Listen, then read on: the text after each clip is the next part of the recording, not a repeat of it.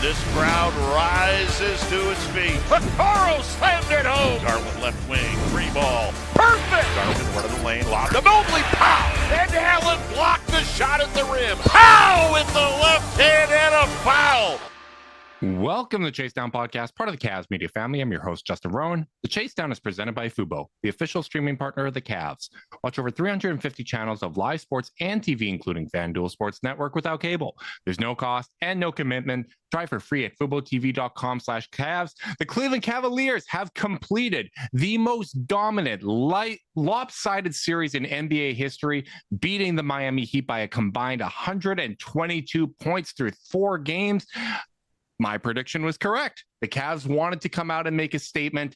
They did it, and they swept the Miami Heat. Joining me today is my co-host, Carter Rodriguez. Carter, how you doing, buddy? Oh, no. It's a Cavalanche. It was like a 48-minute Cavalanche. These boys went up 60 in Game 4 on the road. I mean, what an unbelievable stretch of games in Miami. A dominance, I'm not sure. I mean, we've literally, I guess, never seen, with them setting the record for the most dominant sweep in the history of the sport. And it just kind of goes to show you how ready this team was to answer questions, to knock down the dominoes put in front of them. No one's going to mistake this Heat team for a juggernaut, but this was the 9th best defense in the NBA. And I believe they were 7th best after the All-Star break. And, I mean, hot knife through butter. 137 offensive rating for the series. Come on. Which is an NBA record for best offensive rating in a series, right? When one of the things that we asked coming into the series that we wanted to learn is, can the Cavs offense finally translate to the postseason? Can they have, a strong offensive series? I believe you wanted to see 118. Am I correct? Yeah, I was hoping. I was like, I'll settle for 116, You know what you did, Carter? You sold them a little short. You sold short the hardest working, best conditioned, most professional, unselfish, toughest, meanest, nastiest team in the playoffs. How dare you do that? It couldn't possibly be me. I you must be thinking of someone else. Justin, I want to open by asking you this, because we were going into our series preview, and I asked you if anything in the first round could change your opinion about this team, not out of series to series basis, because I think both of us felt like they could win the title coming into that series. But I kind of asked, can they do anything to kind of make you feel differently about them? Mm-hmm. After that ridiculousness, do you remember what my answer was at the time? I don't. Remind me. My answer was no. They can't do anything to change what my opinion is, my level of confidence moving forward, because I was going to give them the benefit of the doubt, right? Like I said, going into this series, my brain says 5 because Miami always finds a way to get a game in a series.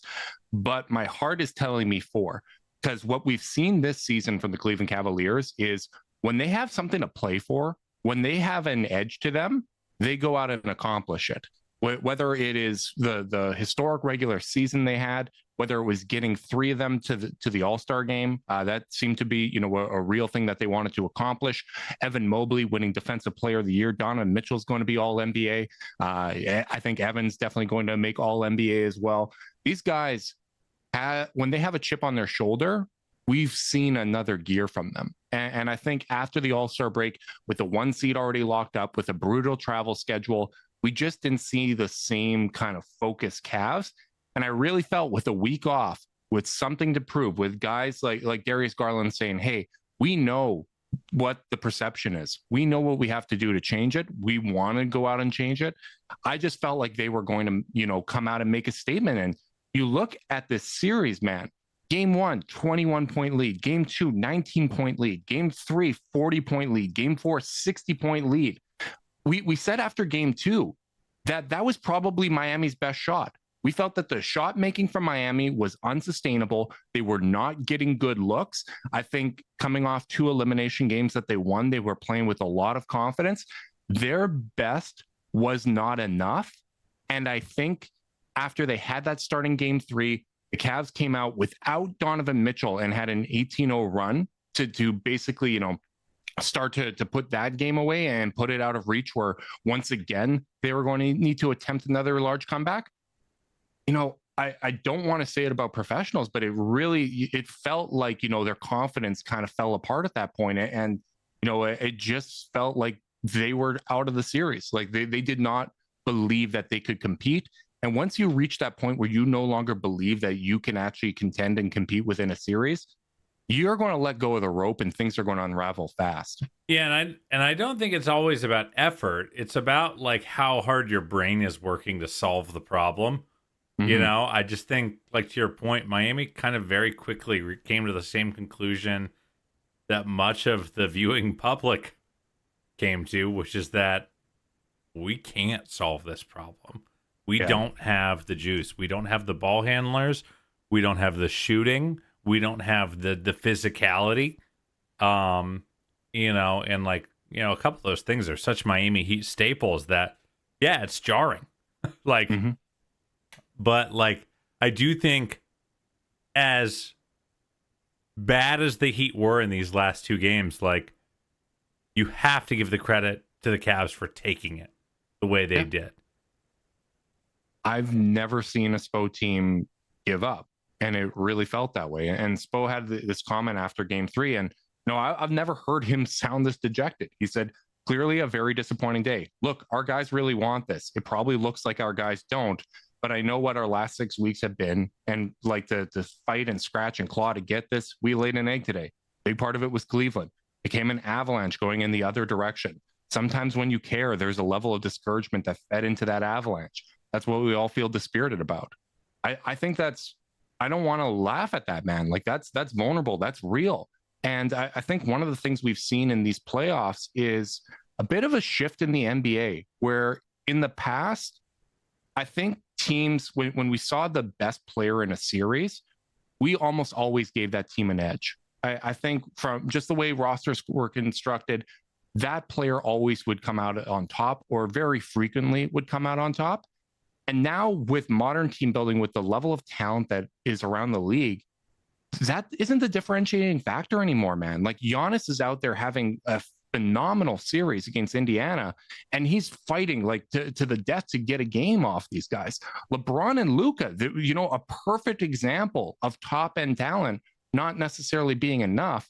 And then you come to this Miami Heat series where the Cavs not only have the top end talent, we have the 5 through 8, 5 through 10 level of talent to just relentlessly come after you minute after minute. After the starters got pulled in the third quarter, Miami kept their starters out there. A lot of key players were still playing. Our bench extended that lead. It's incredibly impressive. Yeah, it's I've been saying it for a couple of years, kind of starting to see the narrative kind of flip nationally in analyzing the league. I forget who wrote the article that, is this a weak link league now, where you're just as good as your worst piece that you play. And you're looking up and down the playoffs. You're seeing the Lakers not make a sub yesterday in the second half. Literally played the same 5 guys, 24 straight minutes. You're watching the Knicks get 5 bench points against Detroit, even in a game they won. It just feels so precarious for those teams in a way that it doesn't for the Cavs. Yeah. And that's not to say the Cavs bench won't struggle at different points over the playoffs. It might be different guys that we rely on, right? Yeah. But the holistic reliance and the difference between these top-heavy teams and the teams who can play 9 or 10 guys and feel really good about that, it does feel like it matters. Minnesota has a bunch of dudes they really, really trust. And it doesn't have to be 10, but like it's like having a really strong upper middle class of your roster, where it's not just guys who can survive out there for 4 minutes where you're just kind of crossing your fingers, but guys who, when they're on, can really help. I mean, I've said it before, but this is where I was so wrong about Boston last year. Was I thought they had 6 good players and 8 or 9 guys that they really couldn't count on. Turned out Sam Hauser hits in a major way, Pritchard hits in a major way, Cornette hits in a major way, and all of a sudden they're not only is their starting 5 unbelievable, they're an 8 or 9 deep team with guys that can kill you. And like, I don't know, you look at that Indiana Milwaukee series, and like it's proofs in the pudding in terms of who you can rely on to consistently carry you through a series. I feel like the teams with depth are the ones that are really showing out in this playoffs. Here is the best way that I can summarize that depth. There are 2 teams that have a double-digit net rating in the playoffs. It's the Cavs and the Thunder. The Thunder's was 19 for their series win against the Grizzlies. Not a single Cleveland Cavalier had a net rating below 12 when they were on court. So dominant, every single guy up and down the rotation, but it gets more wild than that. The Cavs net rating with Donovan off the floor was 30 points better. Their net rating with Darius off the court was 31 points better. Their net rating with Evan off the court was 38 points better. So keep that in mind. Those guys, like, sometimes you see negative on-off splits. Every single one of these guys had an on-court net rating of over 12. That means you are smoking them when you are out there on the court. Cavs' 3 best players, they managed to dominate this series when they were not in the game. That is something, man. Like, that is something, and it's not like they didn't do their part. Darius Garland outplayed Tyler Hero in his minutes. Evan Mobley outplayed Bam Adebayo. Donovan Mitchell, 1 cold shooting game, but you saw him close out game 2. He was phenomenal in this series.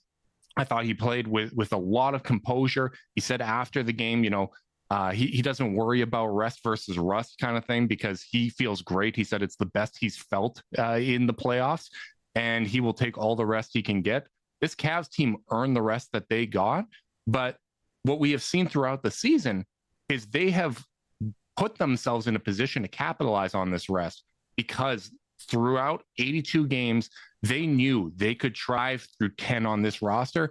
And even if need be, hey, we can throw in a Jalen Tyson. We don't care. Craig Porter Jr. can play. We know that these guys can give us good minutes. We can play these guys at Madison Square Garden in a game where Donovan Mitchell is out and go out and win. There is just such a high level of trust and confidence. And I think that translates to how they play, how connected they play on both ends of the court.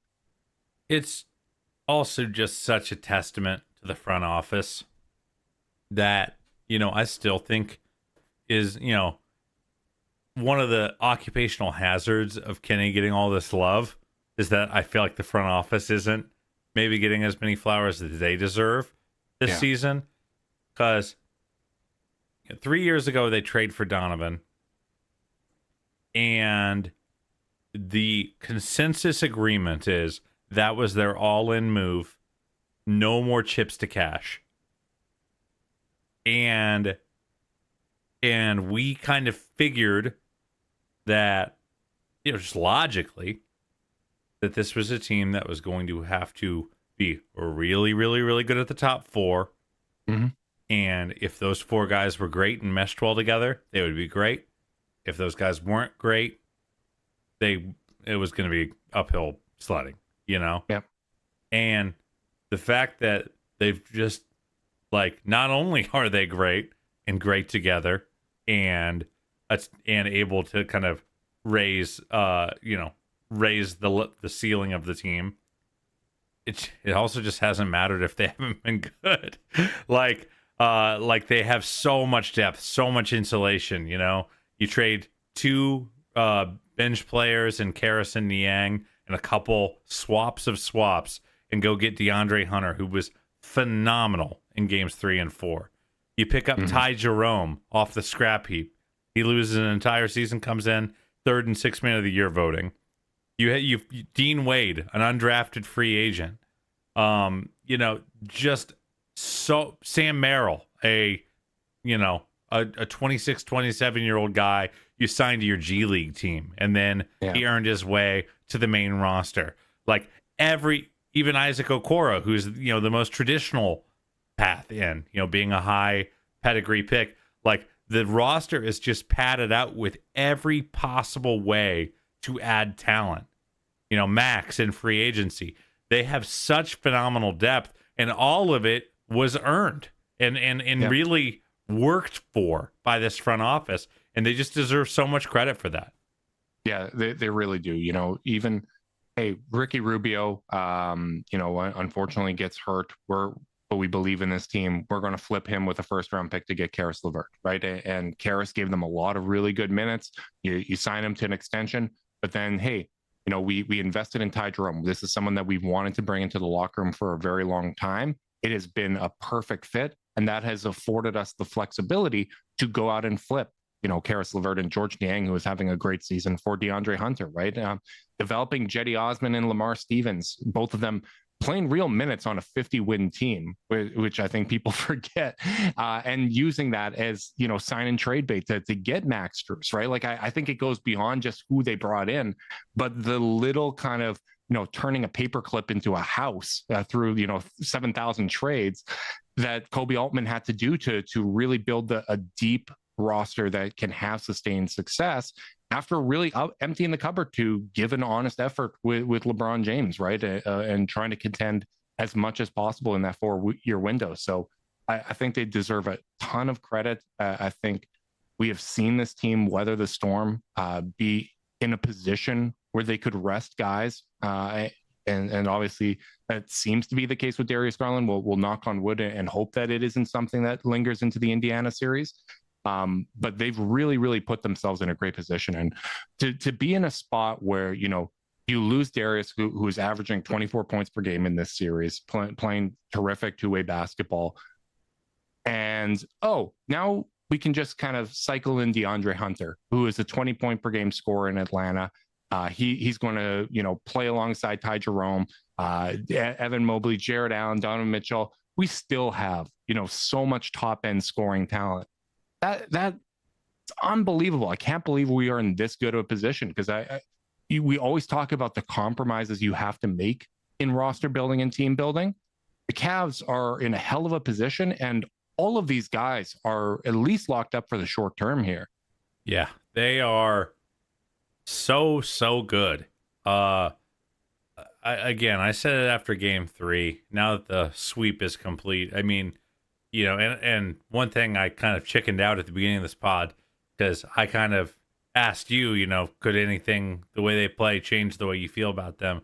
I mean, I feel different. I do feel different. I feel stronger about this team.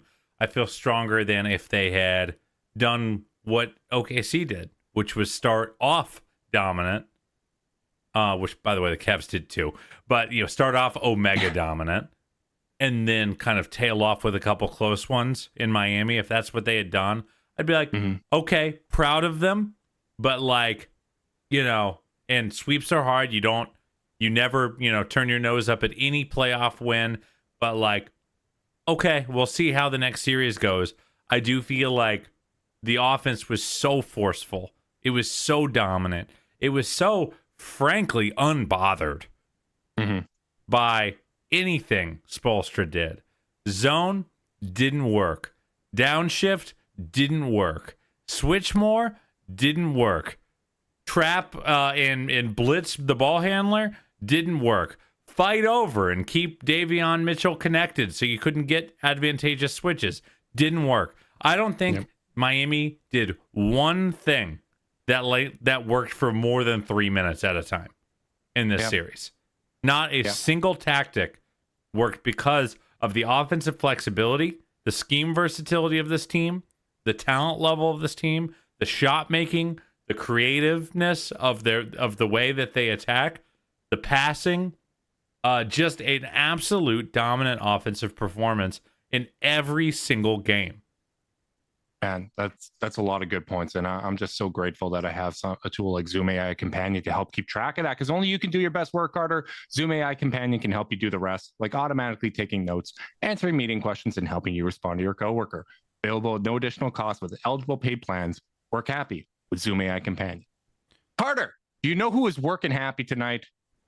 Jarrett Allen. Oh my God. 6 steals in the first half? Is that TJ McConnell? That is a Cavs franchise playoff record. 6 steals in the first half. It's a record for a game, and Jarrett did it in the first half. I thought he really set the tone. Honestly, when he got that steal at the start of the game, when I knew it was over right away.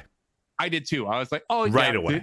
They're focused. Yeah, Jarrett's locked in again. We're in a very, very good position. And conversely, the degree to which Miami was like, told me it was over. It's one thing when Donovan goes coast to coast for a dunk, but when Jarrett Allen's just picking your pocket and bringing out the Statue of Liberty, which, hey, it looked a lot cooler than when he tried to do the LeBron dunk. So points to him. Big shout out to him. I thought he had a phenomenal series. This is 2 years in a row that I thought he's been fantastic in the playoffs. People will linger on that Knicks series and forget this man was averaging, 17 and 14, I believe, against Orlando before the broken rib.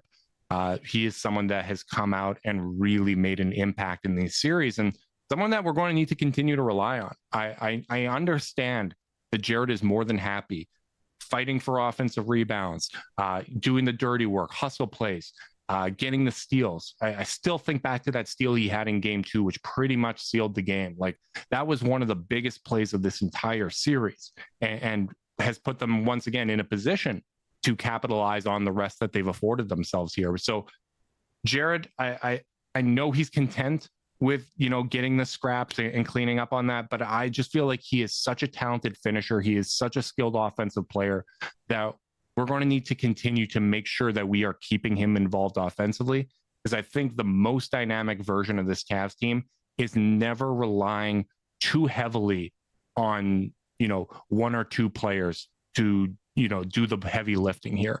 When we have 3, 4, 5 guys all cooking, that's when we really play the best Cavs basketball.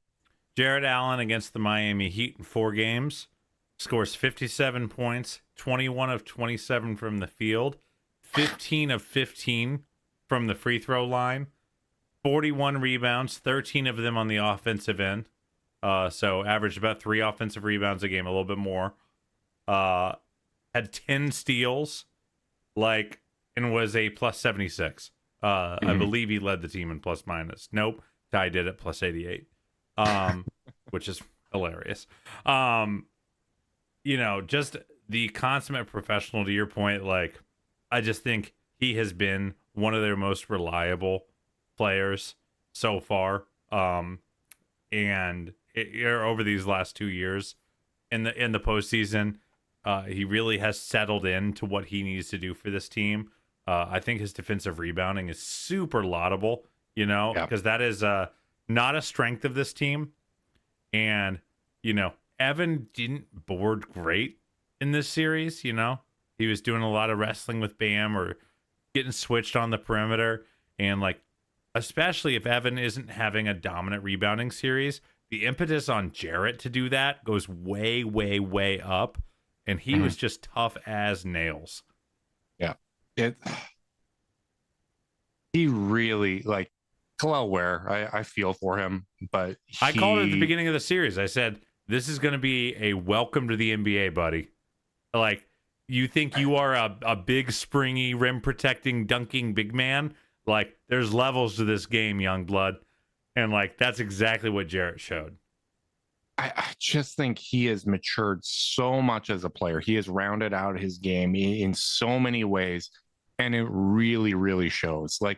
The touch he has, sometimes when he's taking off far from the basket and he just puts that little spin on it where, it's basically hitting the backboard below the rim, but still popping up and going perfectly in.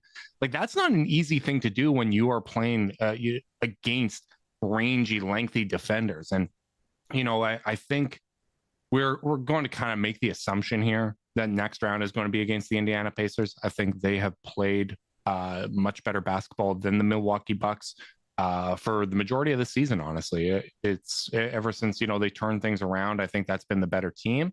And then, of course, unfortunately, there was the Damian Lillard injury, which was just absolutely heartbreaking. That's somebody that we've measured Cavs guards against for basically my entire time watching basketball.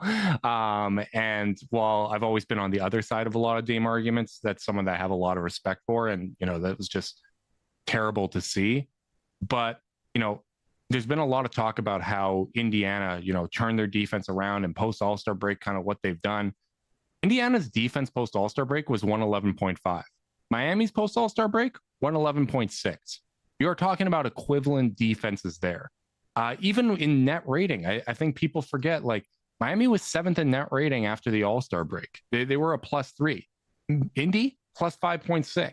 So it's not like you're talking about a massive gap in terms of level of play. I will say the ceiling is a million times higher for Indiana. Yeah, I don't want to. I have a couple things I want to hit on from this series before we pivot to Indiana. Okay. Is that cool? Yeah. Go for it. Ty Jerome had 19 assists to 2 turnovers in his 4 games. Oh my goodness. He goes 10 of 20 from 3, 22 of 42 from the field, 11 of 13 from the line. I think both of us felt like this was going to be a fine thing for Ty. I don't think we went into this being like, Ty might have a hard time with playoff pressure. But I feel like he exceeded even my expectations in the sense that he completely dominated some of these games, even without Darius on the floor. Yeah, he was big and doing what he did all season, right? When Donovan misses time, Ty has stepped up. When Darius misses time, Ty has stepped up. And they've done a terrific job all season long managing his minutes. It's one of the things that Kenny talked about, which is basically, hey, a lot of these guys coming in off the bench are almost on a minute restriction because we want them to be healthy. We want to see them being able to contribute and be at their best in the playoffs. And Ty is absolutely built for these moments. I mean, so obviously the shooting in this series is going to regress. That was nuts. We shot 44% for a series. 87% from the line. And by the way, remember how frustrated we were getting post All-Star break with this team's free throw shooting. Not a problem in this series. Man, 77 of 175 from 3 in a 4-game series. That's a lot of threes to get up in 4 games, and that's a lot of makes to have. Ty Jerome hitting that half-court shot. At that point, there are bad shooting luck games, and Miami had a bad shooting luck series. But I think even with all of that, when you're talking about a 122-point margin, and the fact that they probably shot a little over their skis, particularly in those first 2 games, this just wasn't particularly close. And, the Indiana rant I was going on was actually a little more about, hey, I understand that Miami was the 10 seed, but if you're talking about post All-Star break Indiana and the challenge that they are going to bring, you also have to give credit to what Miami had done down the stretch of this season after, resolving that Jimmy Butler situation. So I think the Cavs acquitted themselves incredibly well.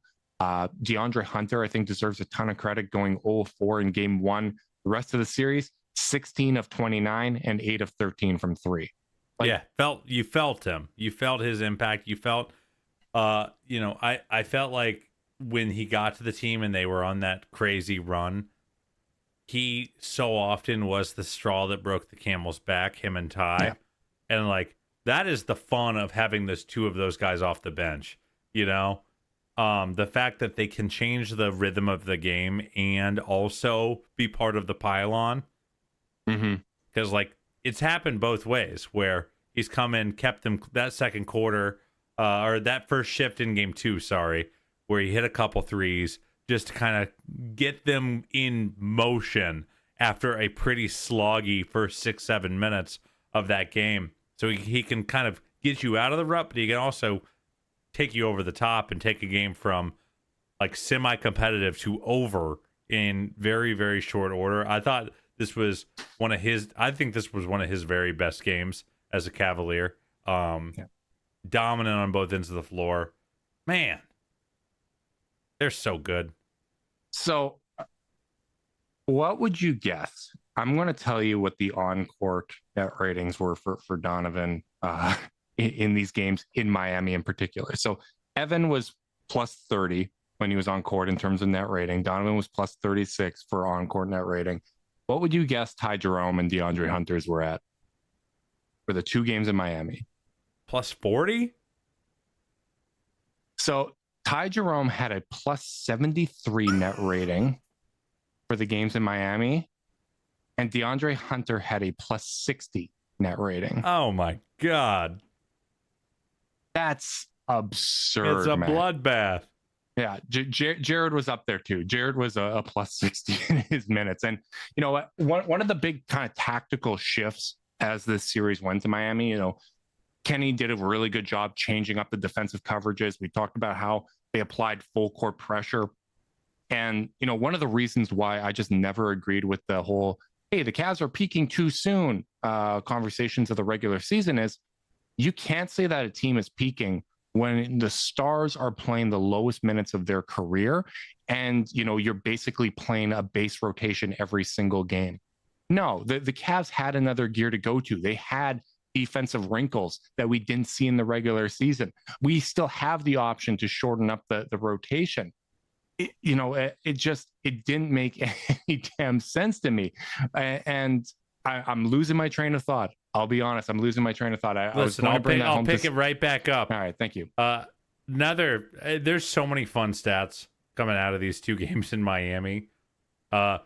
Donovan Mitchell and Evan Mobley led the Cavaliers in minutes per game in these last 2 games at 27.3. Good Lord. Like, that's the thing, bro. Not only are they going to get like a week of rest, like from just not playing basketball, for the last, you know, they played game 2 in Cleveland on Wednesday, the 23rd, and Donovan has played 54 minutes and probably won't play another minute till Saturday or Sunday. We know won't play another minute until Saturday the 3rd or Sunday the 4th. Like, you cannot buy better rest than that. Yeah. It's, you know, they're in a really, really good position. Obviously, I think that's going to be a big benefit for Darius, who didn't, play in either game in Miami. Yeah, that's really the only thing that you leave this series being like, man, you just hope it gets better. You know, toes are messy. It's hard to get off of them, because you kind of use them for just standing and existing. Yeah. So it's really hard to rest them. And you just kind of, especially a guy who starts and stops and is a balance-based player like Darius and is. on the left foot, like that's kind of your set foot for jump shots and things like that. So I'm a lefty, but but yeah, I mean, you need it. You need that toe. You need it to be working. Like, and I will say, can we move into some Pacers talk real quick? I remembered my train of thought. Thank you. I was so glad. I was going to land the plane. So the one of the adjustments that Kenny did make was Dean passed Isaac in the rotation. And you know, in tonight's game, Isaac didn't play, and nobody really played outside of the top 8 until about the 5-minute mark in the 3rd quarter. It really seemed like Kenny tightened up the rotation. Even though they were up by so much, he was out for blood in this game. And I thought it was really interesting because one of kind of the trickle-down effects of not playing Isaac and Dean moving up in the rotation is you're a whole lot bigger. This is one of the things that we had talked about a lot. And when I'm looking at, those net ratings, I don't think it's a coincidence that right at the top are, Ty, DeAndre, and Jarrett, because that lineup of DeAndre Hunter, Dean Wade, and Jarrett Allen, or Evan Mobley, really, with either of those guys anchoring it, that is so much size. That is so much length defensively. I really like that. I think that might be an adjustment that's here to stay. Indy plays with a lot of athleticism. They have a lot of length. And when you are able to combat that with a lot of length yourself, I think that that's the way I lean. Now, the interesting thing here is with Darius not in the lineup, that meant that Sam Merrill wasn't playing any small forward, right? Like he was primarily playing as a shooting guard. He was playing alongside Ty Jerome. That allowed the Cavs to go a whole lot bigger. So it's not just a question about, moving Isaac down the rotation to, the 9th or 10th man spot. Is Kenny going to go with that larger look? and what implications does that have for everyone else in the rotation? Because Darius, Donovan, and Ty are going to be playing. Well, especially, I remember we talked about it a little bit in like the weeks leading into the playoffs, talking through the rotation, talking through some of our concerns with Sam having to play minutes at the 3, and because of, Ty's emergence. And we kind of said, like, you might have to pick between one or the other when things get tough, and teams start beating you up and, exposing that size disadvantage. And, like, I got to say, like, I thought Sam was great in this series. So good in this series. But I think he can play versus Indy. I think you can play him at small forward versus Indy. I'm not shortening the rotation. I'm not going down to 8 guys. Like, I'm not suggesting, hey, the 8 we played tonight, we're just going to swap Darius in for Sam kind of thing. I would still like to be playing 9 and 10 against Indiana. And I think we will. But what I was going to say is that I don't think that we can, like, there's no world in which I see Ty not being a member of this rotation until they lose. Like, literally till they're out of the playoffs. Like, because I just feel like he's earned it. You earn these kind of, like, he's at a point where it would have to be like a total disaster of a series for me to even consider cutting his minutes, because he's earned that equity. Yeah. Honestly, when we talk about the top 7, like, if you're talking about the core 4, Max Strus, Ty Jerome, and DeAndre Hunter, those guys have equity for me. Unassailable. If they go out and they shoot 4 of 20, I don't care, man. Like, I trust these guys to be doing other things out there. And hey, like, maybe it just was an off shooting game like Donovan had in game 3. That stuff happens. I trust those top 7, and I'm riding with those guys. To me, the question goes beyond that, right? Like, if Kenny is going to pair down in any game in, the semifinals or the Eastern Conference Finals, if the Cavs are able to make it there, I'm interested to see who the 8 or 9 are. I think that's kind of more my Dean note here, and just kind of the circumstances that allowed them to do that. But I still keep coming back to, I really like when the Cavs play big. I think they have the option to do so in these staggered lineups. I think it helps them on both ends of the glass. I think it helps them play physically. You saw DeAndre playing at small forward, capitalizing on mismatches, man. Like, he's able to put his back to the basket and score on guys. He's able to take advantage of his size. He gets to the free throw line because they can't handle him at that size at the small forward position. Those are advantages he doesn't necessarily have when he's playing at power forward. So that's one of those things that I want to keep an eye on, because if you are asking me, what is the optimized version of this team when we're putting our absolute best foot forward, because we're trying to beat a Boston, we're trying to beat an OKC, we're trying to win a championship here, the larger lineups when we are staggered are what sticks in my head as the best foot forward for the Cleveland Cavaliers. Yeah, what's the only time we were through this series, me and you turned to each other and went, I don't know about this lineup. It was, when they were playing Sam at the 3 and Isaac at the 4 in game 2. I just think you're kind of giving away what makes you so special, is being big and skilled and athletic and switchable. And, so much has been made of this team's, so much conversation has been made about this team's identity and whether it works, whether it is too much of a zag from the standard, which, again, talk about feeling validated. You got Houston running a double big. You've got Miami running a double big. OKC, yeah. OKC is playing two big. Like, so many teams are now playing two bigs, which goes to show you that maybe old Justin and Carter had some good ideas. I just think that at the end of the day, I'm always going to like when this team leans in to what makes them special and what makes them unique, because I think that's their superpower, Yeah. You never want to run away from your superpower. So I'm excited to see how they match up in the next series. I do think it could be a little bit, assuming it's going to be Indy. That series isn't over yet, but assuming it is, I do think it could be a bit of a shock to the system, because the talent is going to be a huge jump Yes. I think it can go 6. I think, same way that going into the series, I thought 4 or 5 based on how serious the Cavs are, how they're able to execute. Do they have a cold shooting night? Those kind of factors to me are the difference between 5 and 6.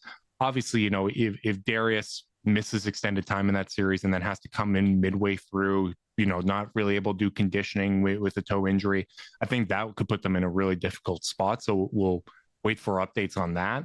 But I think, if once again, having a week off benefits this team a lot, they're able to get practices in, they're able to prep, and they come out with a necessary seriousness. I think it would be a 5 or 6 game series. I have a lot of respect for Indiana. They got some good wins. They push teams. They don't quit. But I think what you said about the Cavs leaning into what makes them special is kind of like the final takeaway that I want to have from this Miami series, which is we wanted to see the offense translate to the postseason. We saw that. It was the greatest offensive rating in a series in NBA history. We wanted to see Evan Mobley rise to the occasion against Bam Adebayo. He had a quiet first game. I thought he outplayed him the rest of the series. I thought he was the most impactful defensive player. I thought he was terrific offensively. He had that drive and post or dunk in this game that, moved me. I'm still rattled by it. I thought Evan was absolutely terrific. But the other thing that we said going into the series is, will they impose their style of play on Miami? Eric Spoelstra is one of the best at adjustments, getting you out of your comfort zone, getting you to play Miami Heat basketball. That's how they beat Boston in Boston last year. Even without Jimmy Butler, they dragged Boston into their style of game. They took them out of their comfort zone. They got them no longer playing Celtics basketball. The Cavs played Cleveland Cavalier basketball for 4 straight games, and they crushed the spirit of the Miami Heat because they couldn't do anything to change the way that they were playing. Now you have to build upon that. You have laid a foundation here in the first round. You are making the semifinals for the second consecutive year. That's a hell of an accomplishment, but you have bigger goals. Can you build upon that foundation and continue to reach higher levels and continue to have more success against tougher competition? I'm so damn excited to see what this team's going to do next round. Yeah, me too. And I really do think they showed exactly who we thought they were, or maybe even who we wanted them to be. I think who I believe they could be. That's the way I will frame that. And it is as encouraging as a first round series against, a 10 seed can be. All that stuff matters. I do think there's going to be a bit of a shock to the system when they go play a team with more options, more levers to pull, mismatch killers, Frankly, a higher IQ ball handler. Miami doesn't really have a true point guard. Tyler Hero, he did his best, but Tyrese Halliburton's a basketball savant. He's going to find open shooters, and they have a lot of very willing shooters out there, right? They are assisting on 72% of their field goals in this series against Milwaukee. And but as much as I'll say the Cavs are going to have a wake up, I think Indiana is going to have a wake up, because you're not attacking Brook Lopez and Kevin Porter Jr. and Bobby Portis, guys who cannot move with you, cannot understand the game at the level of you. Cavs can match that kind of stuff. And I do think for both teams, I wouldn't, and we're going to dive into this. We're going to do a more thorough preview once that series wraps. Yeah, of course. But I think for both teams, we're going to see a healthy offensive drop off because of the ways that the other team is capable of challenging them in ways their first round opponent was not. And of course, the Cavs, eventually there's going to be a drop off. You're not going to put up 136 for all the way to the finals. But I just think both teams have a lot of interesting levers to pull. I'm actually really geeked if it's Indiana. I think they are the best test of any of the second round teams. Indy, Milwaukee, Detroit, New York, of anyone that other than Boston that could have been played by the Cavs, I think Indy is the toughest matchup for them. And I think if I felt like my ceiling raised after this first round dominant series against Miami, if they go out and dominate Indy, then I'm going off the rails with this hype because you said you think Indy can take it 6. I think they can take it 7. I will not be picking that, but I have so much respect for Rick Carlisle. I have so much respect for their point of attack defenders. I have so much respect for Pascal Siakam, who is a guy who our guys have trouble with, and sometimes